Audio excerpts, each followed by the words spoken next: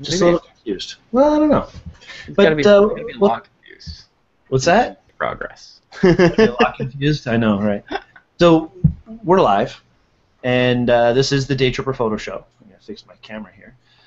We've got our newest... cam version. Yeah, chicken. We've got our newest host. He's an official host now. Yay! Congratulations to you, Michael. Thank you for being here with us and coming on the show and actually saying yes when you found out that we wanted you to be a full-time host. Yeah, it was really cool. Thank you for letting that happen. No problem. So you're not at home right now, though? No, I'm actually out at my girlfriend's place. We're going to be going to the States tomorrow. Oh, nice. Oh, which state? Venture. It's New York. We're actually going to the Warped Tour. It's going to be my first time going to see Warped Tour. Interesting. That's pretty cool. Good times, good times. Well, it's still going on. Now you do. Absolutely. Consider yourself enlightened. I am. It's the first nugget of the show. The Warped Tour still goes on. Is it still by Vans? What'd you say? Is it still by Vans? Yeah. So they have to get like GM and Chevy to chip in? Yeah. Sorry, that was... let myself out. Yeah, there you go. Anyway, Michael has brought some cool bits to the show tonight. This is the Banter show. So, of course, Banter show means we're going to talk about all kinds of random stuff, including new technologies, new gear, some interesting things that have gone on in the industry since we've last spoken, and, you know, whatever we're up to, whatever things that are going on in our photographic worlds. So let's start this off. Before we get into any of the really kind of crazy nitty-gritty of the show, the meat and potatoes, as I like to say, we're just going to remind people, if you're watching this right now, please click like, subscribe to our show on YouTube, and share it with your friends. Tell the world that we're doing this show, because we have a great time doing it. It's a lot of fun. Every week we think of something new and try and help out our viewers with some sort of new knowledge. And now that we've got Michael on the show, I mean, it's a completely different twist to what we're going to be able to offer. He's great at editing and all kinds of really great things, and he's on that technical side of the world of photography. And of course, he's an icon shooter, so we like him. You know. Oh, yeah. What was that about letting yourself out there, Phil? Yeah. We'll see. All right, well, just joking around. But if you are just watching this on YouTube after the fact, please click like, subscribe, and share. And also, we have this great community over on Google+. There are now 450 people in this community, all of which are people who love photography and love to share ideas and, you know, gather knowledge and share knowledge. So it's all about the knowledge, as our buddy Nick would say, knowledge. You have to do the hands thing when you say that. Knowledge. I don't know why. And if you're watching right now, please join the Q&A. Let us know what you're thinking. We're going to be talking about some things that I don't even think we're too sure about tonight. So there's going to be some room for our viewers to give us their 2 cents and let us know what they think of some of the topics. And as I say that, Christine chimes in. Good evening, gentlemen. Editing photos while I watch tonight. Excellent. I have a question for our viewers that I'm going to ask shortly about a photography subject that is one of the most difficult things that I've ever heard of a friend shooting, and I'm not going to name who's doing this or what because it's a touchy subject. But I wanted opinions on this type of photography. But before we get into that, I just want to remind you all that we really appreciate our sponsors on this show. It has nothing to do with that topic. Our sponsors are Lenspen, Cotton Carrier, and Sennheiser. You guys are all fantastic, and you've done so much for our show and for what we're able to offer our clients on our day trips. If you guys don't know who I'm talking about, Lenspen makes the greatest cleaning accessories imaginable. Even things as simple as this little thing. I don't know if I've even really shown this guy very much. This is a little sidekick. There you go. Can you see that okay, guys? Mm-hmm. I have one of those. Yeah. Do you? All right, these are cool because when you take it out of the package, it's got this carbon pad that you can clean your LCD screen. I'm cleaning my screen right now. You can't tell. Maybe you can. But my screen is much cleaner in front of me. It's beautiful, actually. I can even clean this webcam right here. There you go. The mic audio is coming from over here, so that wasn't too annoying. And then when you're done with it, you can just put it back in the little container, yoink, and it reactivates that pad. So these are amazing for cleaning cell phones and all kinds of things. Again, that's the Sidekick from Lenspen. And also Cotton Carrier. I mean, y'all know I've been wearing my Cotton Carrier at work every day for the past 4 years or so. It's a little hip holster. I can clip my camera right to it. Makes it really easy to walk around with. Love that thing. And Sennheiser, they supplied me with a set of headphones, which I absolutely love, but they're a little tight for my big old melon. These are the These are the HD 280 Pros. They sound great, and they're noise canceling. So when I got a bit of a headache, like I've got some back pain today, and it's kind of going up my neck. Not like the world needs to know, but it's just I'm just going to hold on wearing these. Their higher end versions are much more padded, very much like these style that I have on right now. These are just a little more comfortable for me today. That's all. But also, just want to remind everybody, support these brands. They're excellent brands. I wouldn't want them as a sponsor unless I really use them, and I'm very happy that they all agree. And of course, I can't forget Sigma. We had the Don Komarechka macro class this past Sunday, guys. It was awesome. Don, everybody take a shot.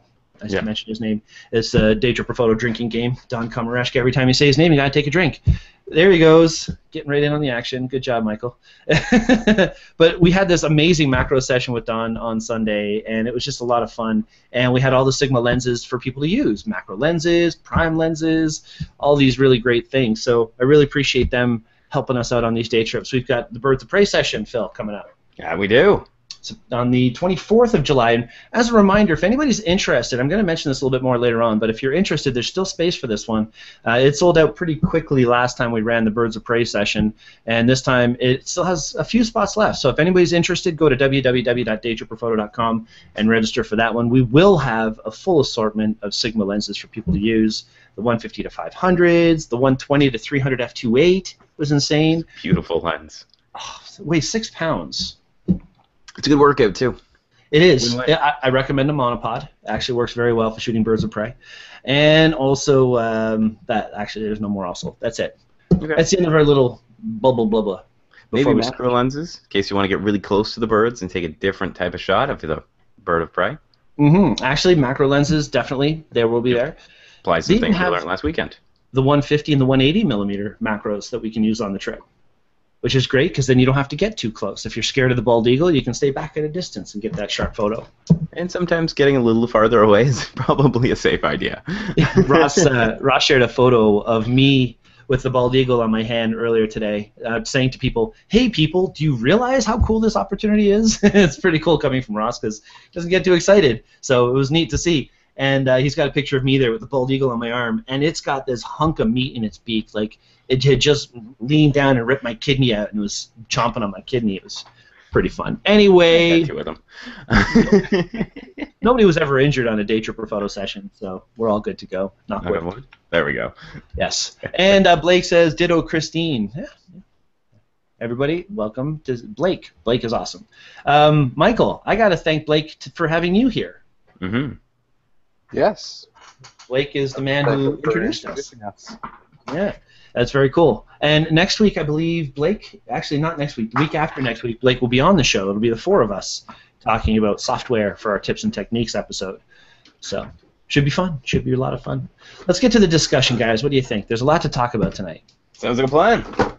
So first of all, through my drawers for things. What are you looking for? Cables. Cables for everything. Everything? Nude bungee jumping?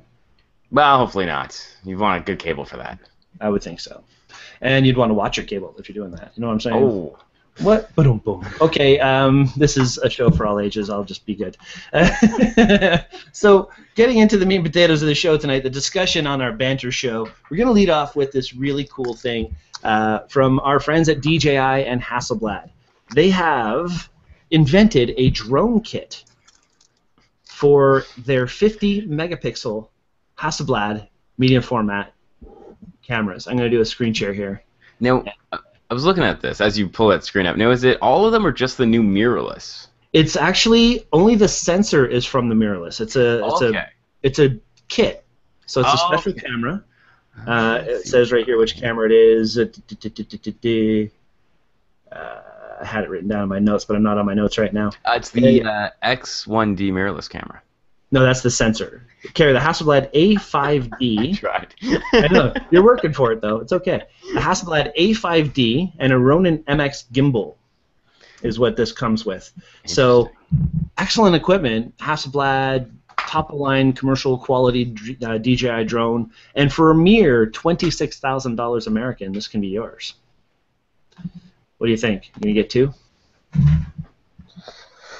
I think my favorite thing with the photography community now, as far as tech goes, is they're just finding every way to convince me to not save up for that sports car. I keep telling people the horrible thing about photography is that whatever your dream car is, my dream camera costs double. It's funny because my dream car would only cost about $5,000 to $10,000. So I guess that What's works. the difference between our two dream cars? Yeah, we definitely have different dream cars. Hey, this is the Banter Show. Michael, what's your dream car? Ooh. I have to say that I always forget what it's called. It doesn't help the conversation much, buddy. No, I'm going to go with a Ferrari. I'm just going to say Ferrari because I know I saw one that was really cool and I don't know what model it was. Oh, man, they're all nice. They are all nice. Phil, what's yours? I would say it's probably the Pagani, either Zonda or Hura. You guys really... As you go with the way Top Gear goes, Pagani Hura. Pretty much how the wording is spelled. Uh-huh, nice. But Oh, if you wanna Jason... Sorry, go ahead. GTR, there you go. Yeah. Jason says the Nissan GTR he saw today. You know what a pirate's favorite sports car is? GTR. Yeah, I gotcha. I lied. I found the car. My dream car is actually the Audi R8. I just think it's Nice. I saw a chrome R8 the other day. Oh. It was all chrome, lowered down with black trim. Yeah, it was pretty That'd cool. be looking. nice. See, My I would dream love car- that for the fact that I would always see my camera in the reflection. No, the angles, man. It's all about angles and mirrors. It's chrome. Every angle is torture. Yeah. It could be fun. A fun challenge, I would say. I would definitely do that photo shoot. That would be a lot of fun. My dream car is as simple as a 1989 Honda CRX. That'll make me happy, boy. So if anybody has one in their closet somewhere that hasn't been destroyed by kids wanting to soup them up, let me know. Honda CRX. You know what? I'll find one and I'll trade it to you if you get me this Hasselblad drone. No, it's okay. I'll wait. The CRX will cost me $5,000. I don't know where you're going with it. Anyway, this camera is the newest incarnation of this mirrorless sensor-based camera. It's the whole Hasselblad series. It's all about image quality. So this is a professional, high-end drone with extremely good camera and glass options, and it just looks like something that I could see so many people having a lot of fun with. However, drone laws and regulations aren't clear enough for people yet. So I would imagine if somebody got this, they'd probably fly it down Main Street in Newmarket and break about 5 rules or laws in the doing of that. So on that point, just going to quickly mention here, because I'll mention it again later, there is a free, yes, I did say free, session at the Loft Studios on August 21st, actually being run by the photo video guy, Ross Chevalier himself. He does all the drone programs for Henry's Learning Lab, and he's going to do this free drone safety course at the Loft Studio. And the reason it's free is because of exactly what I mentioned. There was a drone along Main Street during Canada Day, and it was flying over people's heads, and it was flying out of line of sight from the operator, and there were some other things that potentially weren't the best choices to make to use one of these drones. And we saw this and we thought, you know what, let's do our community a service and let's just say, hey, everybody, meet here at the studio. We'll give you a free understanding of how these things are supposed to be used, and hopefully that'll give people a little more confidence as to where they can fly them, how they can fly them, and not be you did something wrong, but yet say this is what you should be doing, and it's very easy to do this if you know what you're doing. So that'll be something I'm really looking forward to. That's August 21st. You can check that out at theloftstudio.ca, www.theloftstudio.ca, and register to come to it. There's only 15 people allowed, so I would recommend if you're interested, you take advantage of that soon. Speaking of drones, this was something I thought was really cool. Did you guys get a chance to see this in the notes? Which? I did see it. I watched the video, actually, of the photographer that did this. It is so cool. I like the idea. So I'm really jealous because I had that idea as well, but I can't afford a drone. Or someone to fly it for you. as you take pictures. Yeah, I'm terrified of piloting one of those. It'd be so much fun to use, but I'm guaranteed to crash more money than I own into that tree. And the crazy thing is that we have what we're talking about. Is, if you look it up, it's somebody named Crystal Wright, Krystle Wright. I'm going to do a screen share here just so you can actually see this. You're not going to be able to watch a video running smoothly during a Hangout, but at least you can see what we're looking at. Maybe It's probably called pause this it on a cool shot or something. What's that? We can probably pause it on a cool shot or something. Yeah, definitely. I'll actually skip it up here a little bit. First of all, here's Crystal talking right here. And the idea is she's using a drone to mount a speed light to, Canon speed lights, and you can see right here, there's one of her images. Is that going to work? It is working. Yay, That's full awesome. screen. So, taken pretty much at night with a couple flash heads, Canon flash heads, mounted to a drone, which is being flown in a position to launch these or to light these flashes as the person's coming over the falls in their kayak. So I think this is the coolest idea, just using a drone to mount a flash to, not to use as the video, but to use as a video accessory.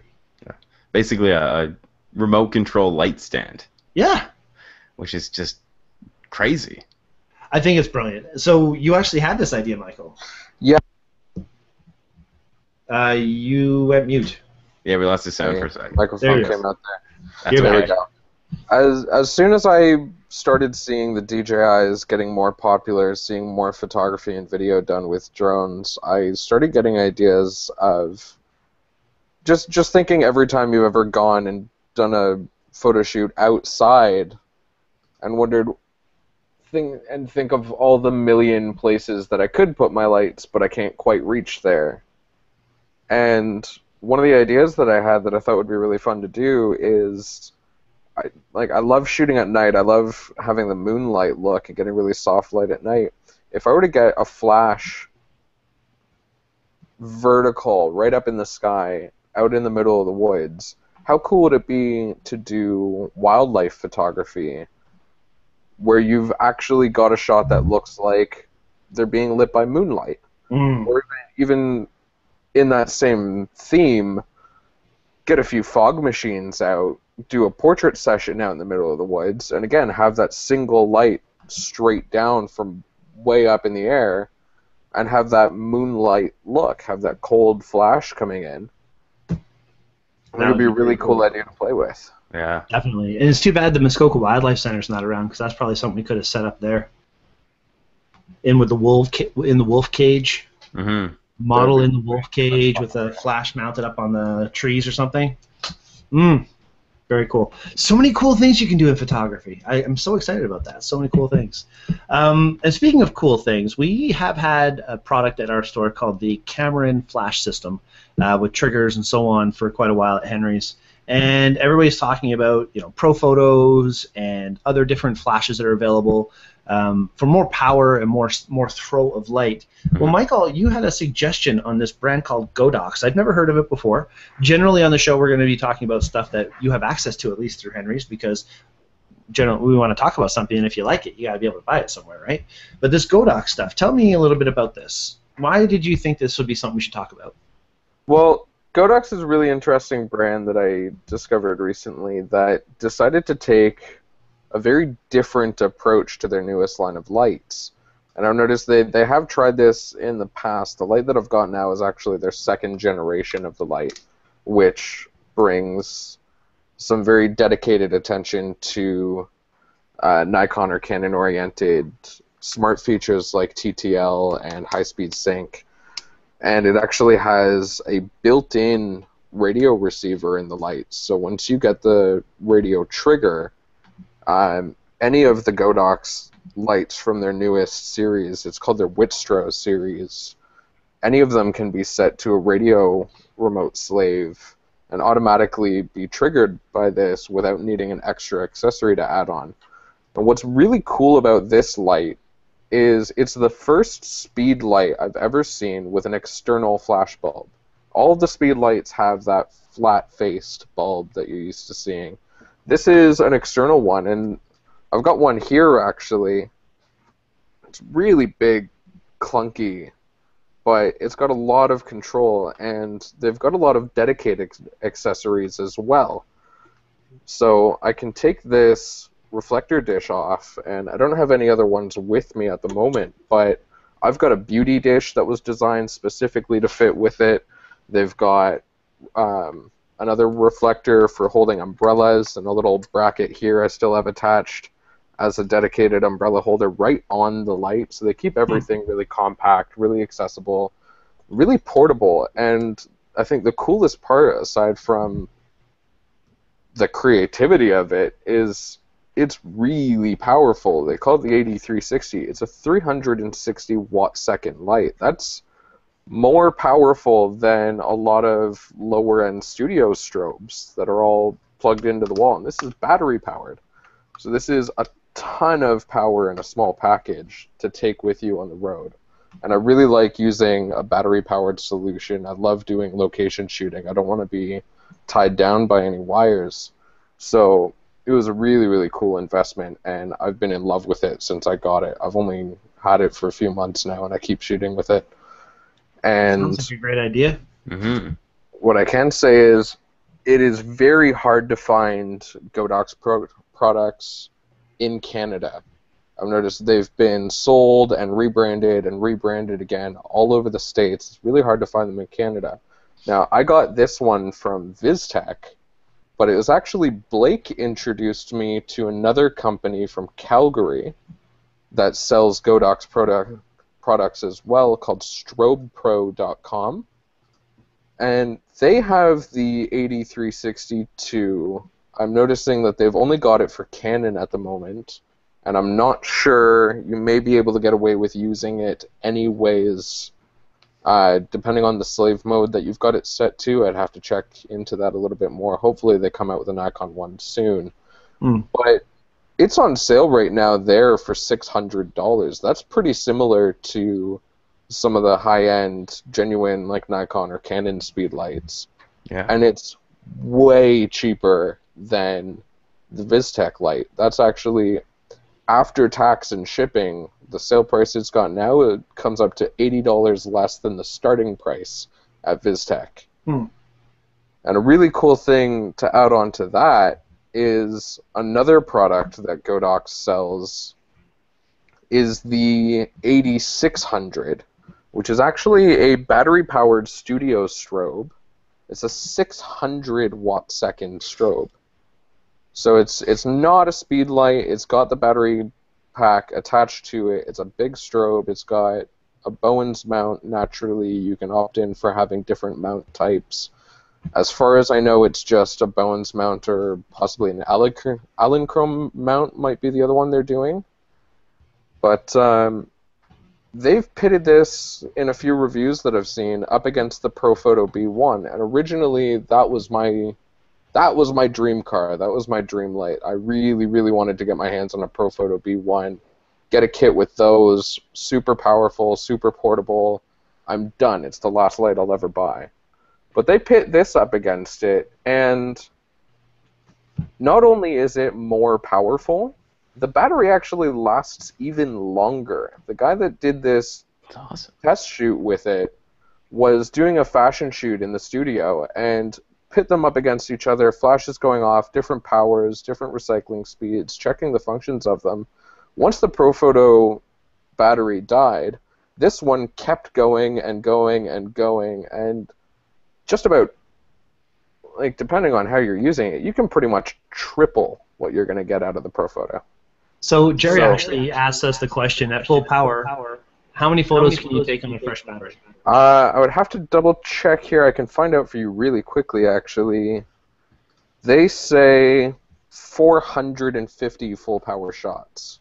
And it's interesting that you can use the Bowens on it, too. They have a Bowens mount version that I'm showing here. So, like, I own the Bowens 400 watt kit, and if I could use my dishes, my umbrellas, my reflector, my softboxes, everything on this, that'd be pretty handy. Yeah. Yeah, and one of the things I really like about this website that Blake had showed me, Strobe Pro has a lot of Bowens mounts and what they're calling is their own rebranded I mean, even the Godox 8600 they're rebranded. They call it the Strobe Pro X600 II. But I contacted their customer support and asked them, because I've already got the dedicated, genuine Godox transmitter and the Godox light that I've got now. I asked them if it would still be compatible anyways, and they said yes, it is. So it's really, really nice that even though it's a rebranded model, the technology is exactly the same with it. And Strobe Pro, for a fantastic price, sells a lot of Bowens modifiers and Bowens products that you can use with these lights right off the bat. So Cool. I plan on spending a little more time with these guys and building a huge kit off of that. I'm selling all my other lighting equipment for this. Maybe I'll send these guys an email and see if they want to let us try some of this out on a shoot or two. Use it for a wrestling shoot. That'd be fun. So worth it. All right, well, that's very cool. Thanks, man. Appreciate that. As Jerry says, that's a good number of photos you get on that charge. That's pretty good. Yeah. And realistically, you're never, like, most people aren't, except for Philip apparently, most people aren't going to shoot at full power. So realistic day-to-day life shooting with this, you're going to go at least 1,000 photos per charge. That's pretty Which, good. as far as any battery-powered light goes, that's fantastic. Sure. Now, are they battery powered and wall, or only battery? I do believe that this is only battery-powered. Okay. I think I heard somewhere that it might have a trickle charge feature, which would be really, really nice if it did. I know that's one thing that the Pro Photo was lacking that got a lot of criticism. I do have to double-check that one. I think I heard somewhere that is an option, but I can't say for sure. That's okay. I'm just trying to read here while we're going. No, I did take a look around at some places where you could get the Godox as we were talking about it. I know they are available, I think, on Amazon as well. If you're Amazon does have it. okay with Amazon. Cool. And they are radio compatible with Canon and Nikon radio transmitters, too. Nice. Yep. Very cool stuff, dude. Thanks. Mhm. That's awesome.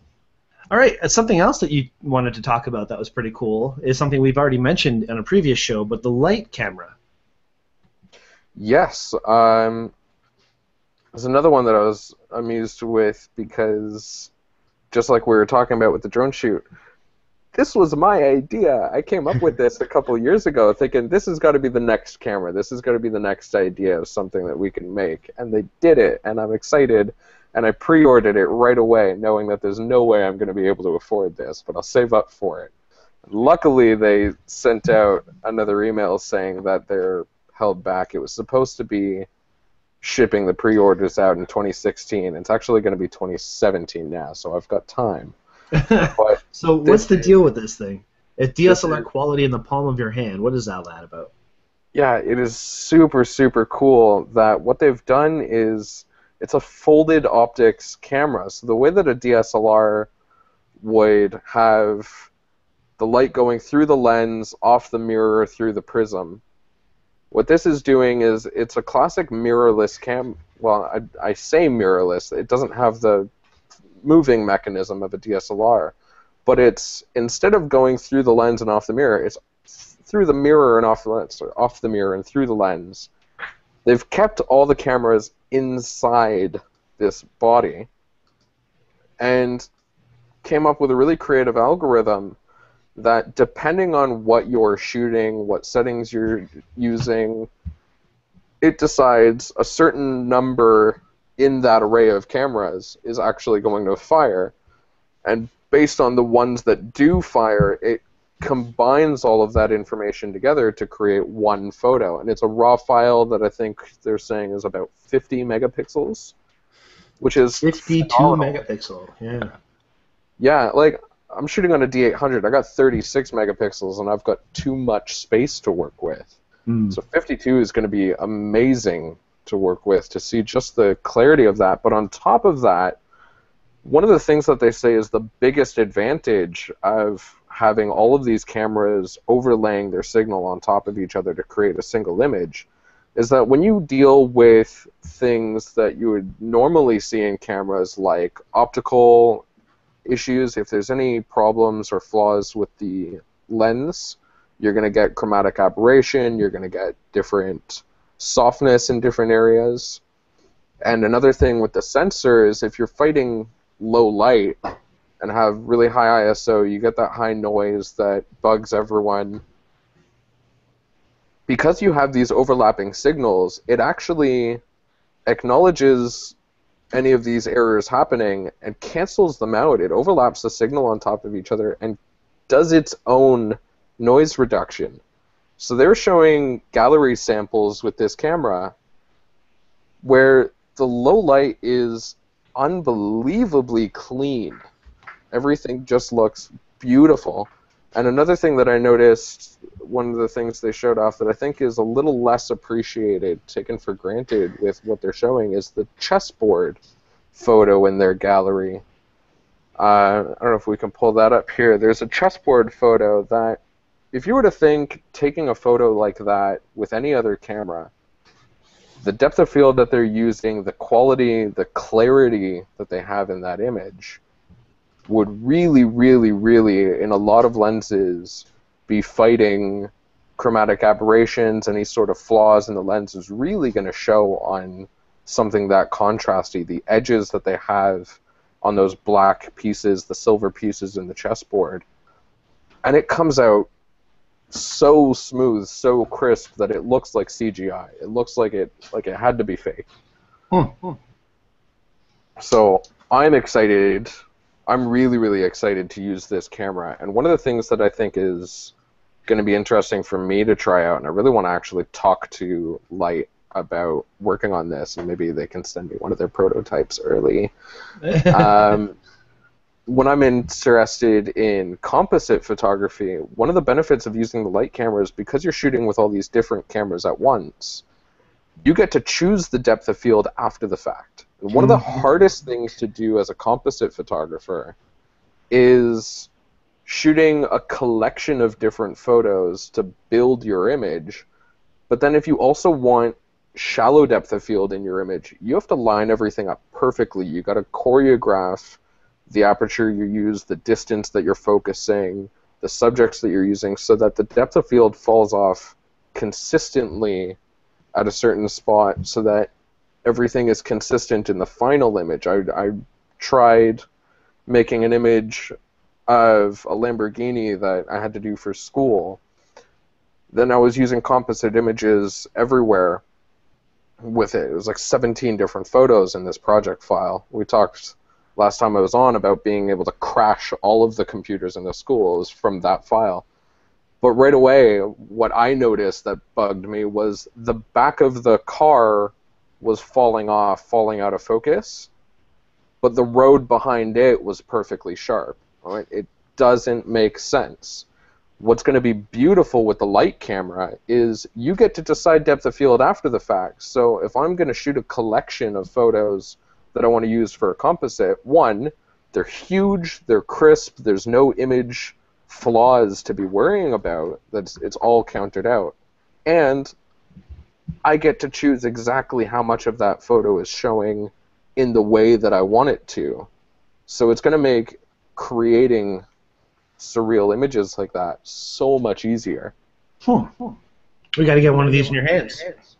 Oh yeah, I can't wait to try one out. It's very cool. It's what, $1,700?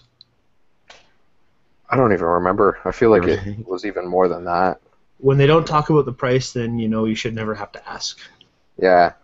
I think I have to point out one of the really, really nice things that they did recently. I just got an email from them a few days ago. They acknowledged right away that they were having issues with their pre-orders and had to delay, and now they estimate the shipping, like I said, is going to be early 2017 instead of in 2016. But they also mentioned that they were listening to customer feedback and what everyone was desiring, and they made a couple changes to the camera, and they said that the people that are already involved in the pre-orders are automatically opted in. They're getting these changes applied to the cameras they receive. The Light camera was initially announced to have a range of lenses from 35 millimeters up to 150 millimeters. And apparently a lot of people wrote in saying that they would like a little bit wider range. So they've actually changed the camera to be 28 millimeters to 150. So it's going to be really, really nice for shooting landscapes. The other thing that they did was the light camera has an internal solid-state drive, and they were including a 128 gig solid-state drive with it. They've now upped that. I don't know if they're going to have both options. They said that they upped that to 256 gigabytes. And again, all of the people that have pre-orders already are automatically opted in to get the 256 gig one. So I'm getting a better deal already. I love that they did that. Very cool.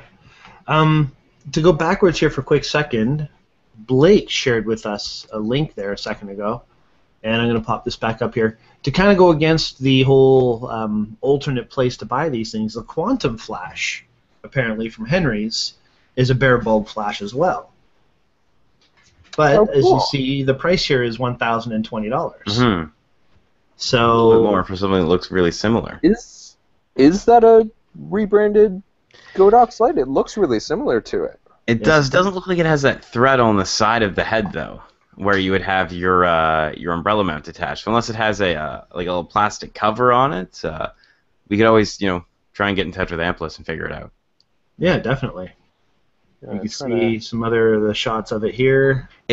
All of the accessories look familiar. Yes. It looks very suspicious, like it's masquerading as one. But time will tell. It's something we should look more into, though. One of the defining features. I'm sorry. I was going to say, could this be like the real version, and the other one is the slightly different knockoff version that's actually better than the original?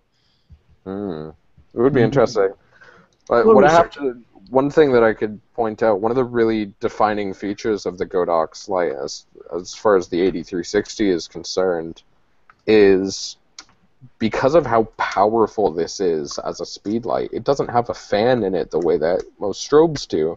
So it doesn't have its own battery pack. The 8360 and the 8362, all of their models in that line, have an external battery pack just to compensate for the heat, for the overheating issues that it would face. And one of the really nice things with that, they've included a belt clip with it, a carrying strap and everything. Having that external battery pack and the size of it, it's really powerful. So again, you're getting around 450 full power shots out of this as well on that tiny battery. And again, you're never shooting that high most of the time. So when I first got this light, the battery had 3 bars on it, and I went through 3 different photo shoots before it dipped down to 2 bars. Actually, I remember Quantum as being a battery company. Quantum battery packs for the SB910 and all the other Nikon flashes, Metz flashes, and so on. As Blake says, the Quantum is an older company. It's been around since his dad was shooting decades ago. It doesn't surprise me. Quantum's been around for a really long time, and actually this has a built-in radio frequency trigger system too. So okay, that's really interesting. I gotta look into that more. We'll do a little more research. Since it's a Henry's product, maybe I can request to bring one in and play with it. Could be fun. Yeah, that'd be really cool. Okay, moving along. Lots of cool stuff to talk about. Upcoming photo news. Things going on with Daytripper Photo, with the Loft Studio and things like that. There's some cool stuff on the horizon right now. July 24th, the Birds of Prey session's coming up soon. I mentioned that earlier. We had to move the location of the session. So apparently where we were holding it, it was at a church, and their parking lot is no longer, or not parking lot, but the field area where we were using it is no longer available, so we've had to move. We've had to find a new location, and we're torn between 2 places right now, so final information will be coming up on that shortly, but there's lots of space left for the June 24th Birds of Prey session. If anyone's interested, check that out. And Liquid Art number 2 with Joseph Leduc. We all remember Joe being on our show when we were doing the first Liquid Art session. It was a lot of fun. Joe's just a great guy to learn from, always new, fascinating things to learn about. And that Liquid Art session, he is changing it up. Nice. We had 5 zones last time. I believe we'll probably have 5 zones again. It worked out quite well. But we're changing it up. We're going to have like a water balloon popping with water inside. Awesome. We're going to do a bunch of other new, fun, fancy things to play with. Joe has a whole list of new toys that he loves to talk about. So We will be doing fun stuff. That's on August 14th, so there's still quite some time to register for that one. August 28th. Phil, maybe you want to be in on this one. Navi Noom's coming back to teach. She is running a session on food photography. Have you seen her food photos? I've been seeing some of the stuff she's been posting, and it looks delicious. There's no real other way of explaining it other than delicious. It's so true. She is such a talent. It's unbelievable. In fact, she makes me feel, as Gabriel would say, she makes me feel stabby. Yeah, she's really good, and I'm really looking forward to that. So those are a few of the upcoming Daytripper photo sessions, and you guys all know how Daytripper works. If you come on a session, you're there to learn. You're not there to just have a photo walk with a bunch of people snapping pictures randomly. There are dedicated instructors there to help teach. There are usually lenses from Sigma for you to learn with and expand your vision with, so to speak. Excuse the pun. And yeah, it's always interesting opportunities, like this session with the Birds of Prey. This is an exclusive thing. Only Daytripper Photo can do this with the Ontario Falconry Centre, where he brings the birds for us, and he flies them to you. They go to you catch them in your hand. I mean, it's unbelievable. A bald eagle on your arm. It's just, they're freaking huge. And it's more importantly, it's timed out with the idea of shooting in mind. So it's not like, well, we're going to do this quickly, and if you get your shot, great. It's, this is what's going to happen. This is the expected path of the bird. Let's all get in a situation so we can get the shot you're looking for. We'll try it. If it didn't work, we'll just do it again. And so it's a great way of experimenting and trying something new, because shooting a bird flying at you at a surprisingly fast speed, if you can nail that, then you can nail someone swimming or someone playing hockey or soccer or a deer running through a field. It's the same concept. So you can learn on something really challenging and then apply it to pretty much everything else that's moving. And that's the way the whole program goes. With anything we teach, yes, you're in this one scenario where you're learning how to do it, but it applies, and we teach you how it applies to so many other types of photography that it's not about, let's go to a hockey photography session and learn how to shoot hockey. It's, let's go to a hockey photography session and learn how to shoot in low light to get sharp photos, and you can do that for everything you want to do. So, not that this is hockey. You get the point. Let's go to the bird session and learn how to shoot hockey. Yeah, that's it. Oh. Almost applies. But anyway, yeah, lots of fun stuff. Please check that out, guys. www.daytripperphoto.com. And then again, there's more info about the Loft Studio. Now, Loft Studio is something that I opened up with some friends, 5 partners: Joseph Leduc, Ross Chevalier, Ross is it? Sorry, Joseph Leduc, Robert Schindleheim is what I meant to say, Gabriel Bousquet, Navi Noom, and myself. And it's just a creative vibe in that place. And with all the things that we have planned there, there's something for everyone, including, as I mentioned before, the free drone session that we're holding on August 20th from 7 till 9. But there's also going to be a free intro to the studio lighting that we have at the studio. And that's going to be on July 21st. That's actually coming up next Thursday. And Joseph Leduc's going to be running that. I will be there this time, helping people understand how to use the studio.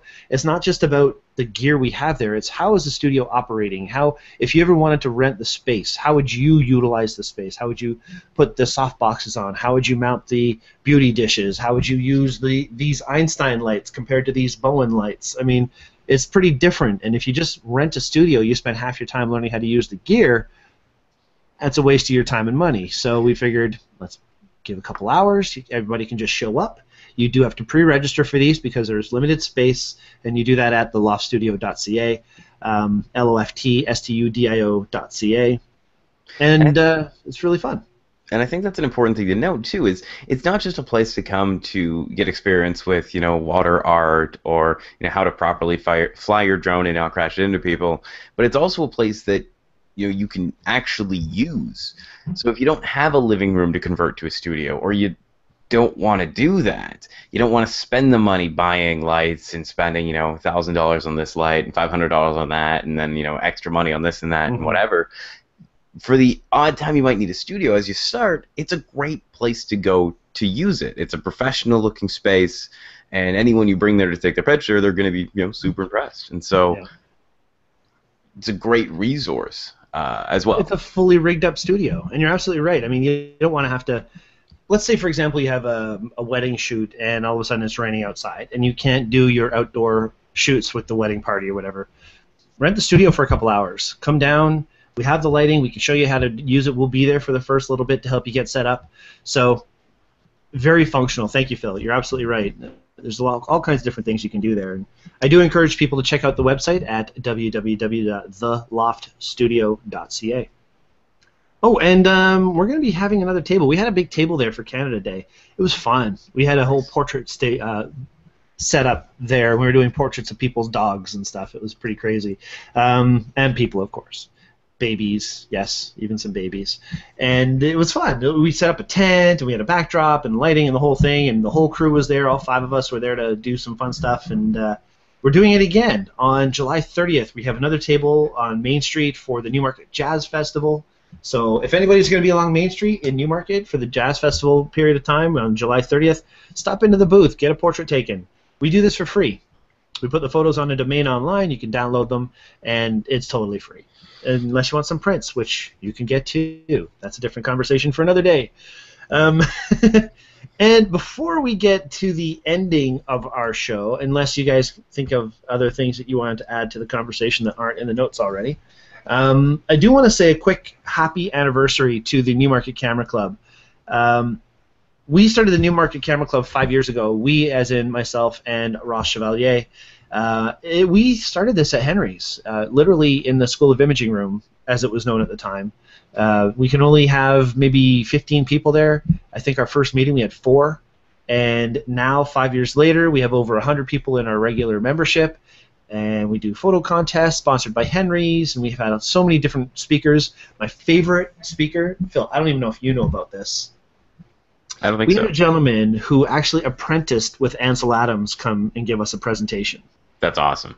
In the 5 years since we've started the Camera Club, that to me has been the one where I had chills the entire night. It was so cool hearing stories about Ansel Adams dancing around in the darkroom, 84 years old, dancing around and just having a good time developing in his darkroom, and how he was one of the first people ever to use editing software, even though he's been editing for days at a time in his studio since the 30s, but to use computers and editing software, he was one of the first people to get into that. Just brilliant. Listening to his piano music as he's doing his editing, and he played the piano, so we had a lot of good insight into Ansel Adams' background, and it was just amazing, amazing.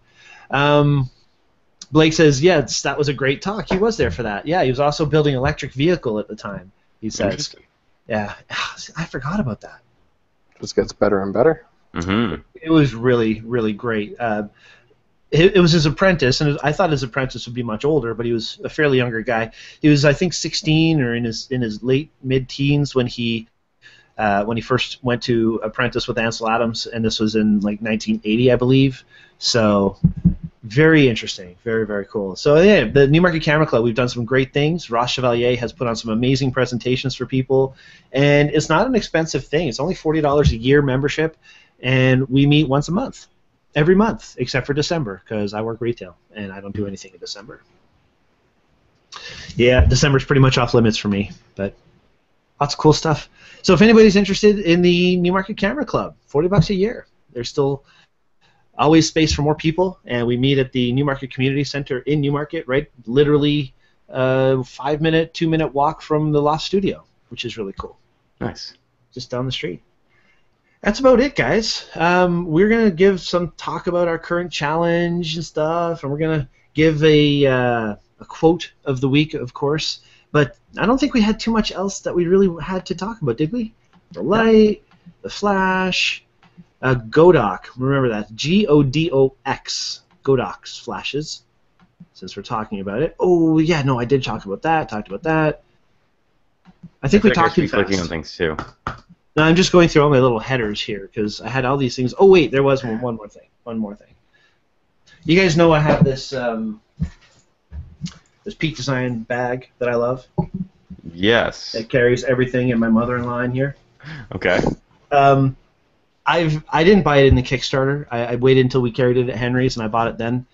Well, apparently they have a new Kickstarter program with 4 new bags. Interesting.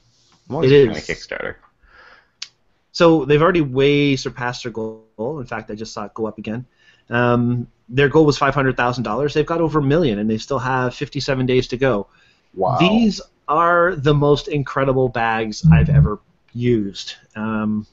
The space that they have inside, the flexibility of the bags, the adaptability, all the different features that they have, the build quality. Like, I've had my bag for 4 or 5 months now, and it is in the same condition today as it was the day I bought it. The seams are great, and I don't treat it like a baby. Like, I reef on this thing, and I fill it full of stuff, and I've taken it on day trips, and I've ridden my bike with it, and I've done everything I can, and the zippers are all still looking new. I'm just looking at it now. Excellent quality on these things. So the newer bags that they have, I'm just going to zip forward here a little bit. There's their facility. Here we go. So they have a sling bag, they have 2 backpacks, and they have this other kind of bag where I guess it's like a purse type of deal. But there's space everywhere. They've got that classic mag latch, they call it, so it's really easy to open and close the top of it. It's got a hidden expansion bag on the very back of it, so you can carry a surfboard or you can carry all kinds of other things in there. Interesting. All of their pockets are all adjustable. You can fit things like anything in there. Okay. Tripod down the side, laptop up to a 15-inch inside the main guts of the bag. So I was like inches away from ordering this thing until Shelly walked in the room and saw that I had it open on the computer, and she said, "You're not getting another bag." So I might have to wait for this one. But it is a sweet, sweet bag with all the accessories, and they're so comfortable, and everything clips together. That's the Peak clip that they have there. Keychain holder, yay, lots of fun stuff. I'm already sold. I'm getting one. Oh, you should, man. Oh, there you go. Cool. You can strap the drone to the back of it. Do you see that? And I'm already a fan of Peak Design. I've got the Peak Design Capture Pro clip as a little holster on my belt already. I like the clip. I had the clip too. I couldn't wear it on my belt because it would jab into my side, where the cotton carrier is a bigger pad, so it never did that. But, I mean, their quality is spectacular. They machine everything themselves. It's just a really well thought out product, and they put hours and hours and hours of research before they launch anything. So really great to see them coming out with a new series of these bags for all different people. I believe the Everyday Messenger lives up to its name. It is a messenger you can wear every day, and I love it. So I encourage everybody to check out these Peak bags. Get in while the getting's good, and for a lower price, I believe it's $85 cheaper than what it'll be when it's out. You can actually get one of these bags as soon as they're available. September 9th is when all the launch date is. So, very cool. Oh, I like what Blake says. Strap the drone to the back of it and turn it on and fly yourself to work. It's like a jetpack. You've effectively made a jetpack. Yeah, right. Okay, so Jason says he's looking for a backpack. Well, they're coming out with 2 series, the 20 and the 30. And obviously it's just different size. The 20 holds more than enough for anybody. The 30 holds a second body and a second lens underneath the bottom of it. So those are both 2 backpacks you might want to consider. You can see for artists, the sling bag is spectacular. Anybody that wants to carry little tchotchkes and gizmos, it's expandable. You can put tons of stuff in there. I should work for Peak. I think so. You're doing a really good job of selling their stuff. I know, right? Like, I should be a rep for these guys. It's so cool. Anyway, I don't encourage people taking paint cans and painting things, but... Unless it's something that you want to have painted. Well, I guess so. There they are, 3 different bags. Interesting. And the backpack comes in 2 sizes. Yay! All right, cool. Blake says Sony mirrorless got a new 70-200 f2.8. Ooh, nice. With a lens that size, is the body still a benefit? Oh. Now, here's an issue. I'm glad Blake mentioned this, because what do you guys think of this? I love the Sony cameras. I do. Isabel, our rep for Sony, is fantastic. She lent me 7 action cams, so I did a movie a while back, an A7R and an A7S. Love and Phil, you helped me with that. Great cameras, right? Awesome to use. They had a couple quirks in them that I had to kind of work around, but for the most part, it was actually pretty straightforward for mirrorless. They seemed like they were great quality, and video turned out good. I still haven't seen it. My question is, because of this thing that people don't really understand called physics, when you have a large sensor, you have large lenses. It's just what happens. So when you have a full-frame sensor and a full-frame camera, yeah, maybe there's no mirror in there, so the lens is closer and it could be a little smaller. but it's still going to be a fairly big size. And the new 70-200 f2.8, it's not a light lens. No matter how you look at it, physics, it's 2.8 aperture. It's made for a full-frame sensor. It's got to have a large exit pupil in the back. The whole thing is going to be fairly large. So is it still a benefit to have these mirrorless cameras? What do you guys think?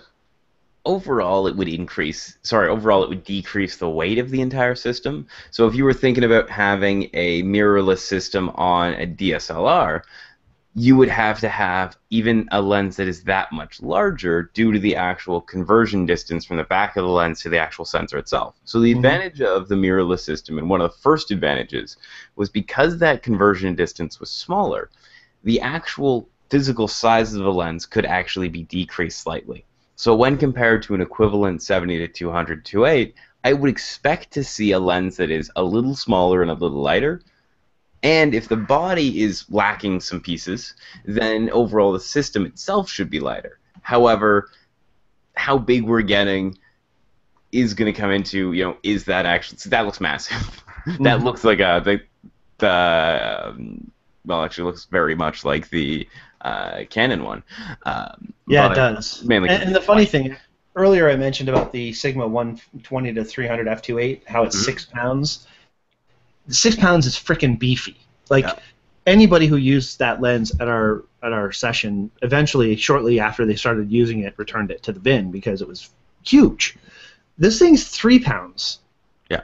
I mean, sure, it's half the weight, but it's 3 pounds for 200 mil, not a 300, a 200, on a mirrorless camera where people are buying it to keep the kit small.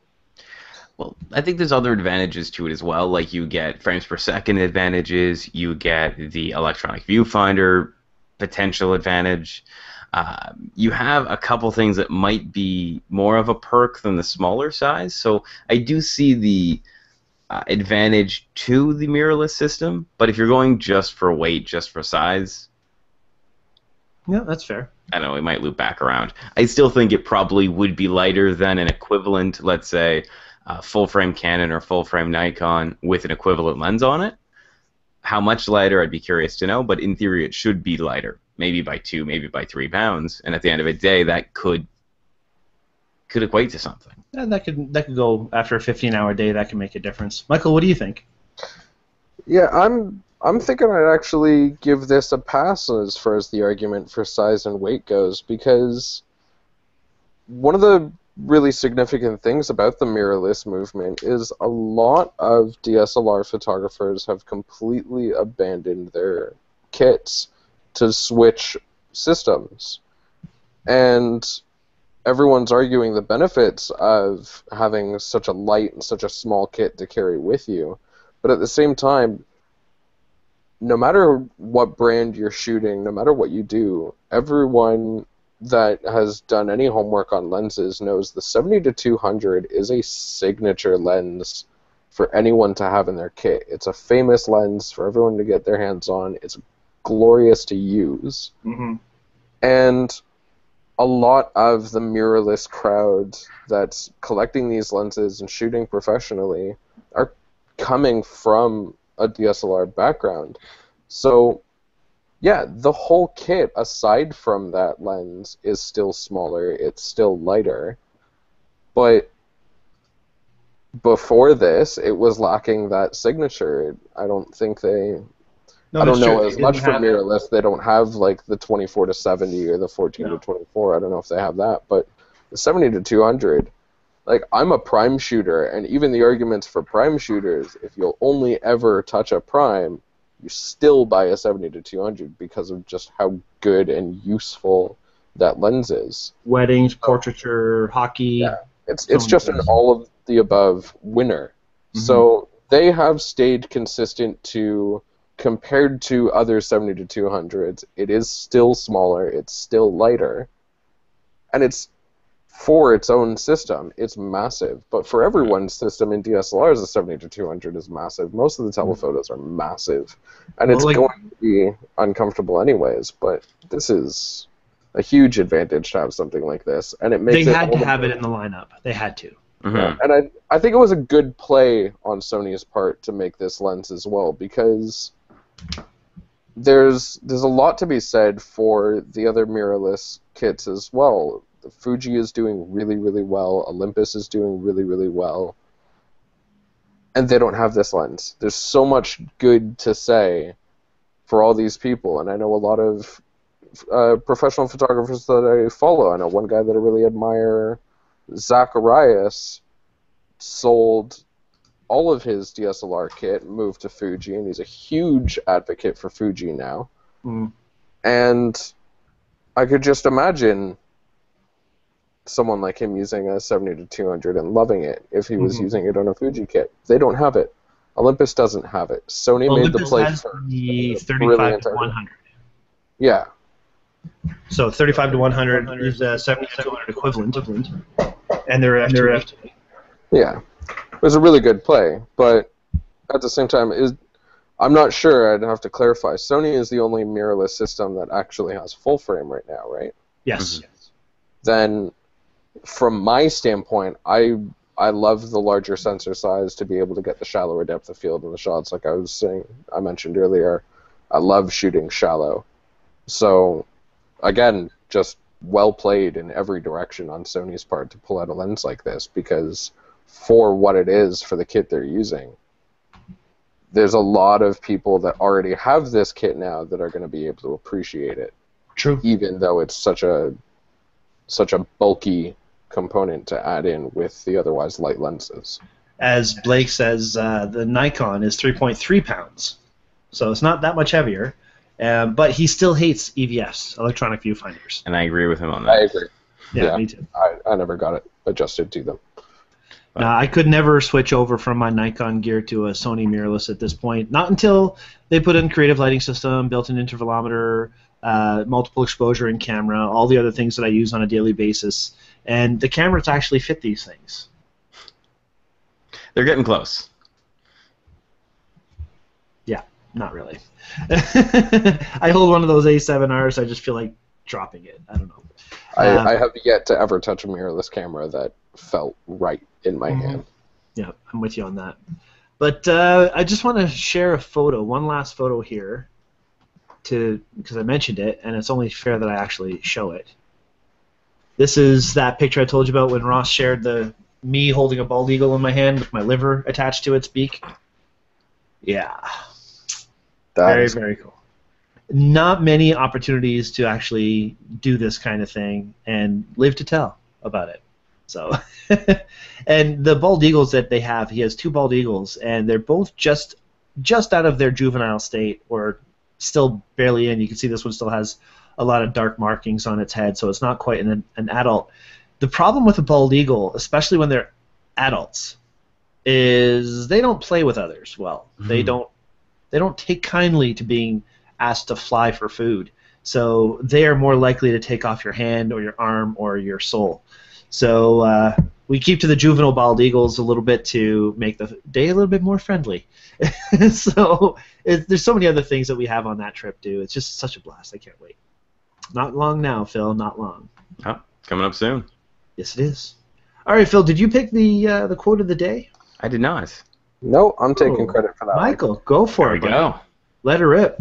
Okay, the quote of the day is a quote by Don McCullen, and it is, "Photography for me is not looking, it's feeling.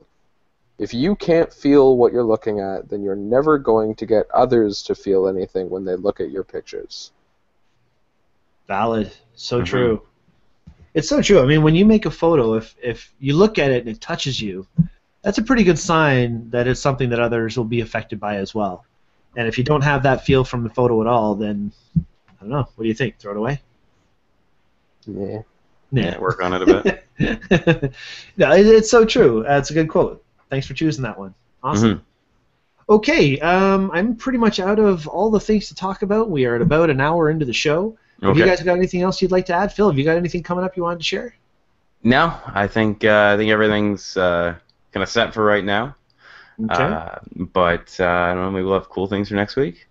You always say that. It's like a teaser. Well, Something eventually cool next I'm week. going to settle on my hosting service, and I will have something cool to show next week. But I'm hoping we were talking maybe about that earlier, about the hosting service. We were thinking about doing a show on it. Well, there's so many different options, and they all seem to do one thing and something else, and maybe they work, maybe they don't, and it's just so many options, and maybe some of them are good, maybe some of them are bad. But it could definitely be interesting, especially, I had a site a while ago. I hosted it through one company. I took it down. I'm now trying to find a new hosting service that can do what I want it to do, because I want it to do a little bit of everything, which is usually a terrible thing to go for, because that means it's going to do a lot of things poorly. So we'll see how it goes. But yeah, Could be a fun idea for a show. I think so. Michael, anything going on in your world, bud? Aside from your soon-to-be traveling to the States. Well, I'm actually working on some really fun Photoshop projects right now. I just did a photo shoot with Blake and a couple other friends, Ron Clifford and our friend Marjorie, that I'm excited to finally show them what I'm working on. Nice. Yeah, we know all those guys. Good people.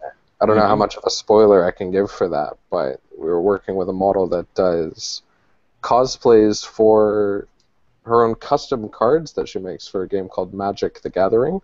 That could be really cool. And I decided to bring my Photoshop into play and create actual magic elements to the photo for her to use with her cosplay. It's turning out really well so far. Neat. Are you going to that Coldwater Festival? I have not heard of the Coldwater Festival. So Coldwater Steampunk Festival. That's Blake is going to that. Ah, okay. I didn't know the name of it. I'm actually going with Blake. Oh, okay. There you go. I just heard Steampunk Festival. So, yeah, I'm actually going to be there. So that is August 4th, 5th, and 6th, I believe, something like that. Sure. I believe so. I'm going to have to double check with Coming him. up. Yeah, I'm following his lead.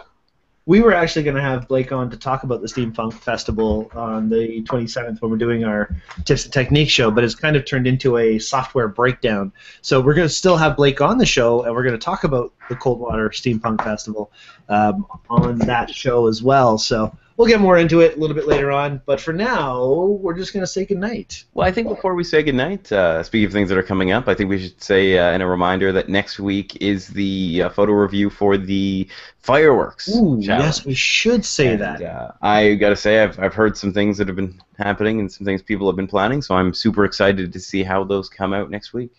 What have you heard? Things. Come on. Many things. I can't tell you. us. Can't tell you. Us. Nope. Okay, fine. We're already over, so we got to see what happens. Yeah. Saved by the bell. Saved by the bell. But no, it's a good point. I'm glad you mentioned it. So reminder to everybody who's watching, get your photos in for the fireworks show. The review show is on the 20th of July. That's next Wednesday night.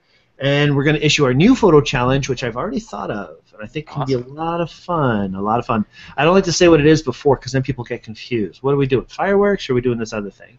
So and remember, with the fireworks, they could be literal fireworks, metaphorical fireworks, or figurative fireworks, which might also be metaphorical. Literally. Awesome. Yes, absolutely true. It doesn't just have to be fireworks, although those are pretty photos, and I love them. Yeah. But it could be, fireworks going off on a first date. Mm-hmm. It could be all kinds of different things. It could be So a Katy Perry song. You never know.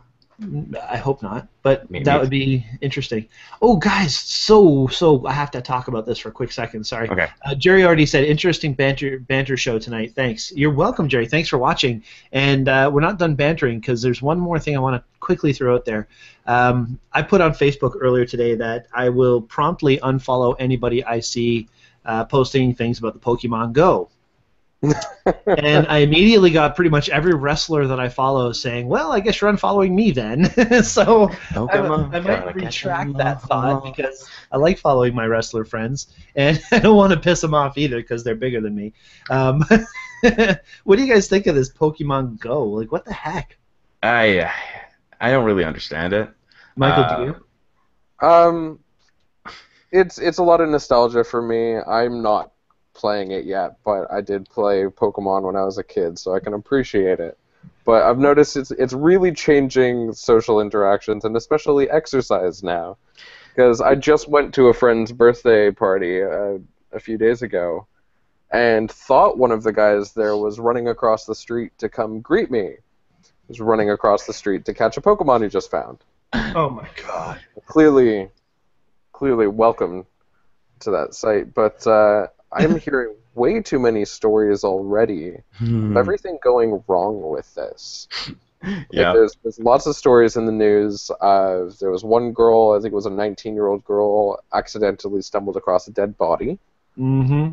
I believe it was in Missouri, there was actually some armed robbers luring people out to a certain spot that had a Pokemon so that they could steal their phones and steal any of their belongings.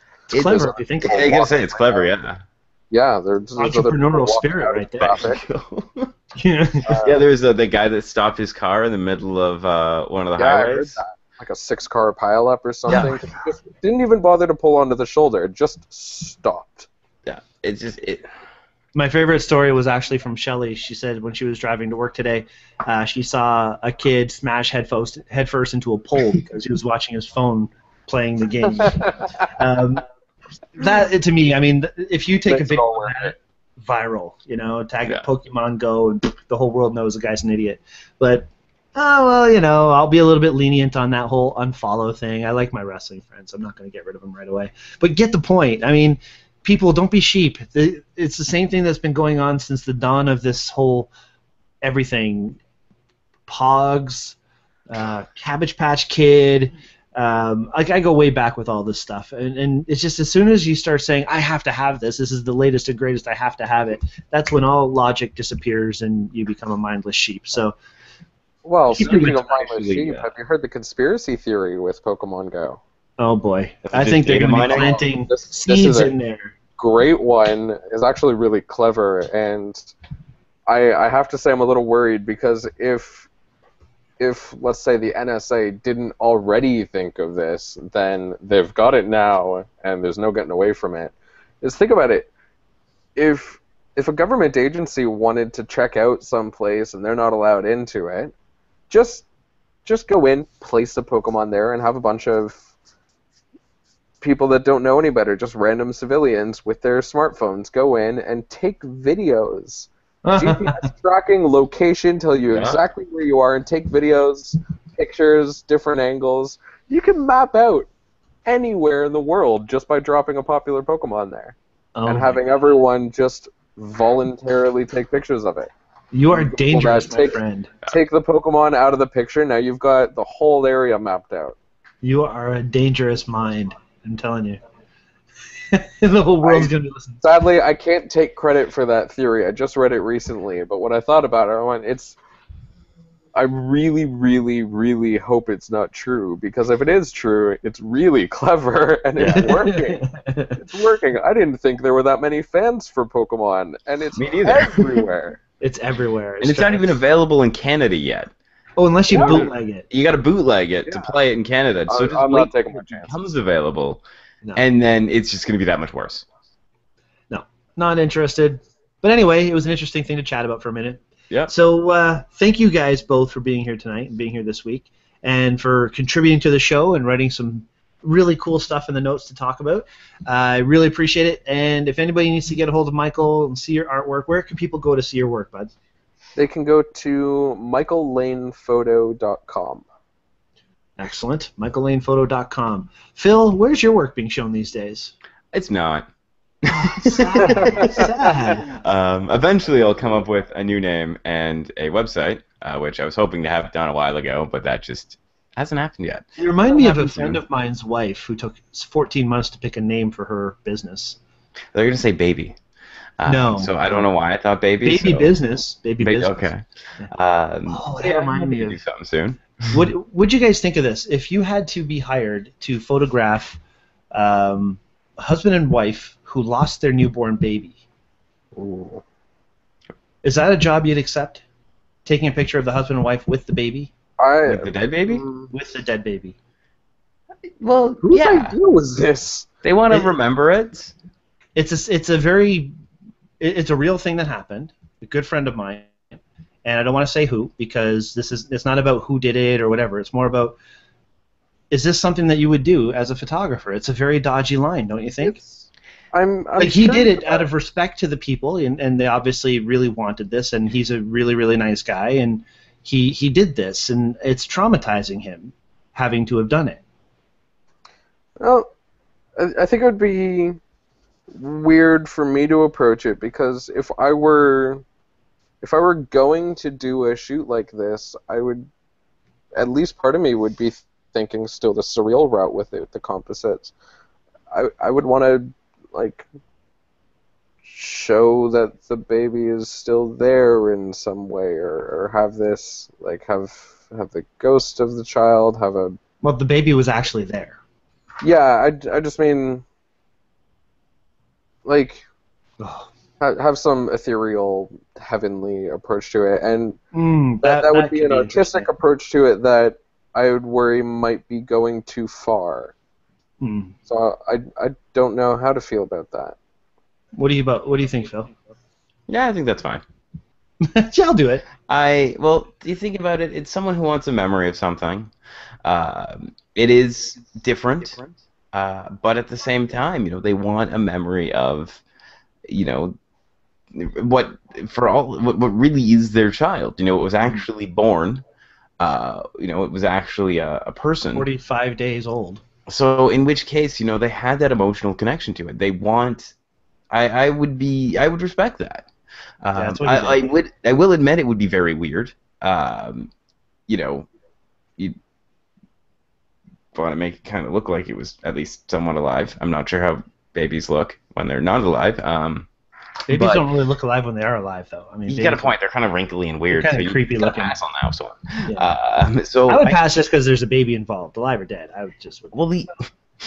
Okay, that's a bad place I'm gonna go. We're gonna end that there. Okay, that's enough of that. Don't worry about it. Oh, God. I'm sorry I asked. It's 10:50.